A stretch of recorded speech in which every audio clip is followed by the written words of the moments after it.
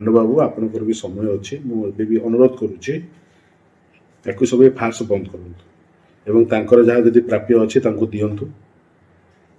ଓଡ଼ିଶାର ସମସ୍ତ ଦର୍ଶକ ବନ୍ଧୁମାନେ ଅପେକ୍ଷା କରିଛନ୍ତି ଯାତ୍ରା ଦେଖିବା ପାଇଁ। ଆପଣମାନଙ୍କର କିଏ ପଇସା ଦେଲା, କିଏ ନେଲା, କିଏ କାହାକୁ ଦେଲାନି, କିଏ କାହାକୁ ନେଲାନି, ଏସବୁ ଫାର୍ସ ମିଡିଆ ଉପରେ ଦେଖାନ୍ତୁ ନାହିଁ। ନାଣ୍ଡୁ ବାବୁ ହଉଛନ୍ତି ଜଣେ ମାଲିକ। ସେତେବେଳେ ବି ଆପଣ ବହୁତ ଜୋରରେ ଚିତ୍କାର କରି କହୁଥିଲେ ଯେ ନରିପଣ୍ଡା ଭାଇଙ୍କର ଭୁଲ ଅଛି, କିନ୍ତୁ ଏବେ ସମସ୍ତେ ଅନୁଭବ କରୁଛନ୍ତି ଯେ ନରିପଣ୍ଡା ଭାଇଙ୍କର ଆଖିର ଲୁହ ବୋଧେ ତୁଳସୀ ଗଣନାଟ୍ୟ ଏବଂ ମାଲିକଙ୍କ ଉପରେ ପଡ଼ିଯାଇଛି। ବାପି ଆଉ ମାମୁନ ଦିଦି ଯୋଉ ଆମର କଳାକାର ଅଛନ୍ତି, ସେ ଭୁଲ କହୁନାହାନ୍ତି, ସେ ଏକଦମ ଠିକ କହୁଛନ୍ତି। ତାଙ୍କର ପଇସା ନାହିଁ, ସେ ଆପଣଙ୍କୁ ଭୁଲ କହୁଛନ୍ତି। ଆମେ ଯେତେ ସବୁ ଅନୁଭବ କରୁଛୁ, ଯାହା ସବୁ ଦେଖୁଛୁ, ମୋ ମତରେ ସେ ଟୋଟାଲ ଭୁଲ କହୁନାହାନ୍ତି, ସେ ଏକଦମ ଭାବରେ ଠିକ କହୁଛନ୍ତି। ଆଉ ସେଦିନ ବି ନରିପଣ୍ଡା ଭାଇ ବି ଠିକ କହୁଥିଲେ, କାହିଁକି ନା ସେଦିନ ମୁଁ ଦେଖୁଥିଲି ମାମୁନି ମ୍ୟାଡାମ କଣ ତାର ସବୁ ପ୍ରୁଫ ସହିତ ସବୁ ଦେଖାଉଛନ୍ତି। କାହିଁ ଆପଣ ସେମିତି ପ୍ରୁଫ ସହିତ ଦେଖାଉନାହାନ୍ତି? ଆପଣ ଏକୁଟିଆ ଗୋଟେ ଯାତ୍ରା କରିଛନ୍ତି, ଖାଲି ଆପଣଙ୍କ ପାଟିରେ ଖାଲି ଝାମେଲା, ଆଉ କାହାର କିଛି ଝାମେଲା ନାହିଁ। ଆଉ କୌଣସି ଯାତ୍ରା ପାଟିରେ କିଛି ଝାମେଲା ଆସୁନି, କାହିଁ ଏସବୁ ଫାର୍ସ ସବୁ ଚାଲୁନି।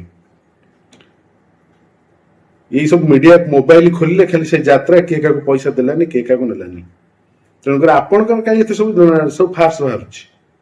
ଆପଣ କହୁଛନ୍ତି ମୁଁ ଯାହା କହୁଛି ଏକୁଟିଆ ଠିକ, ଆଉ ସମସ୍ତେ ଯିଏ ଯାହା କହୁଛନ୍ତି ଭୁଲ। ଆପଣ ଶୋଧି ନାହାନ୍ତି, ଆପଣ କହିନାହାନ୍ତି ସେ ଜଣେ ଲେଡି କଳାକାର, ସିଏ ଆସିକି ଭୁଲରେ ମିଡିଆ ସାମ୍ନାରେ କହୁଛନ୍ତି।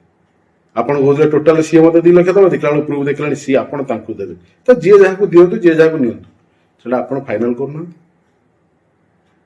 କଳାକାରର ବାପା ମା ହଉଛନ୍ତି ମାଲିକ, ତାଙ୍କ ସୁଖ ଦୁଃଖ ଭଲ ମନ୍ଦ ସବୁ କିଛି ବୁଝିବାର ଦାୟିତ୍ୱ ହଉଛି ମାଲିକଙ୍କର। ସେତେବେଳେ ଦେଖିଛି ନରିପଣ୍ଡା ଭାଇଙ୍କର ଯୋଉ ସବୁ ସମସ୍ୟା, ସେତେବେଳେ ନରିପଣ୍ଡା ଭାଇ ଭୁଲ କହୁଥିଲେ, ଏବେ ମାମୁନି ମ୍ୟାଡାମ ଭୁଲ କହୁଛନ୍ତି, ଆପଣ ଏକୁଟିଆ ସବୁ ଠିକ କହୁଛନ୍ତି। କଣ କରନ୍ତୁନି।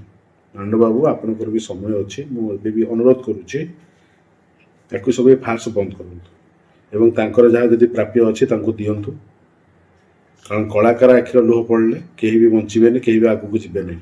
ଆପଣ ଆଜି ଭୁଲ ଭାଲ କରୁଛନ୍ତି ବୋଧେ ବୋଲି ଆଜି ମାନେ ଆପଣ ଯୋଉ ଭାବୁଛନ୍ତି ମୁଁ ବଡ, ମୁଁ ଯାହା କହିବି ବାଡେଇବି, ହାଣିଦେବି, ମାରିଦେବି, ବାନ୍ଧିଦେବି, ଧମକ ଦିଅନ୍ତି, ସେଟା ଏକଦମ ଭୁଲ କଥା।